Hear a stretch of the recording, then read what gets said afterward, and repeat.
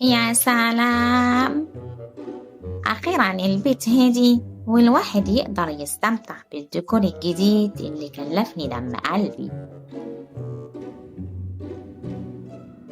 يا ساتر يا رب، ايه ده كله؟ ايه فتكات التراب ده كله؟ ده يتربى عليه كتاكيت يا بنتي.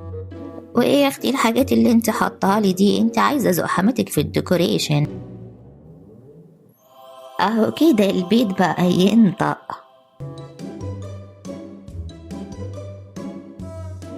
شيلي البلوه دي وحطي مكانها التحفه دي. الريموت ده لو اتلمس هيتفتفت، لازم يتكفل عشان يعيش للؤذي وعياله. يا حلاوة، البيت اتحول لمتحف من السبعينات في 5 دقايق.